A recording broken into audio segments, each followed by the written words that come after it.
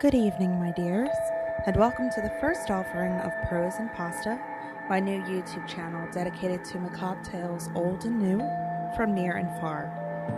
My name is Amber, and I will be your narrator as we travel through some chilling stories.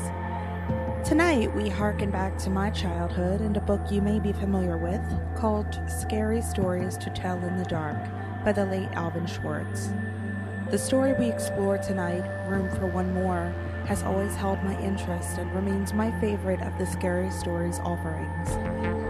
Maybe the appeal lies in the story's opening lines describing a man's business trip to Philadelphia, where I was born, raised, and currently live.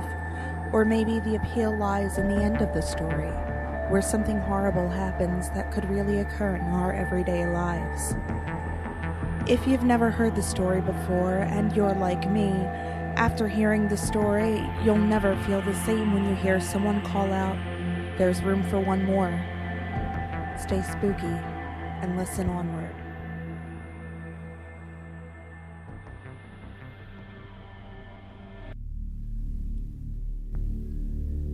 A man named Joseph Blackwell came to Philadelphia on a business trip. He stayed with friends in a big house they owned in a nearby city.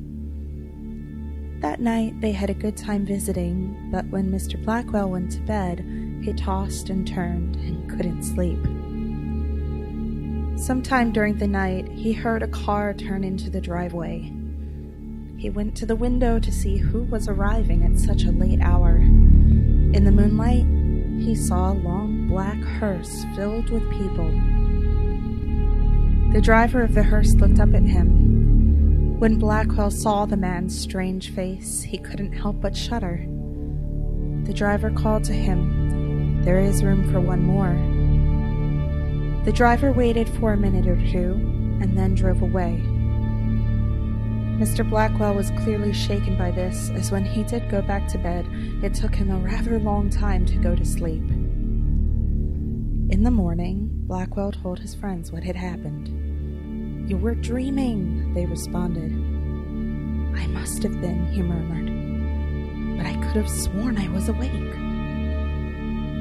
After breakfast, he headed back to Philadelphia. He spent the day high above the rest of the city in one of the new office buildings.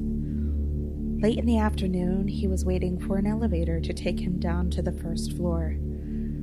But when the elevator arrived and the door opened, it was a little too crowded for his liking. Some of the faces also looked eerily familiar. One passenger looked to him. "There's room for one more," he said.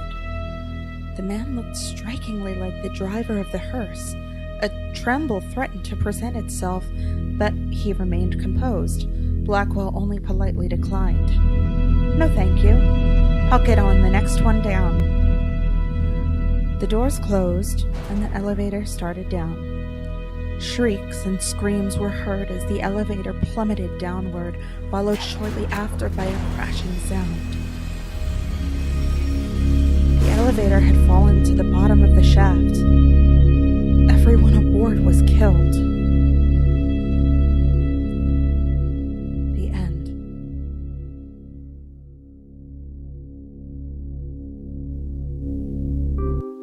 Thank you so much for tuning in to this episode of Prose and Pasta.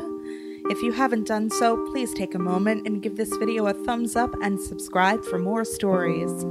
You can also find the Prose and Pasta blog at www.proseandpasta.wordpress.com. I'll end on this note. If you have any suggestions on which story I should read next, please leave a comment below. Stay spooky, my dears.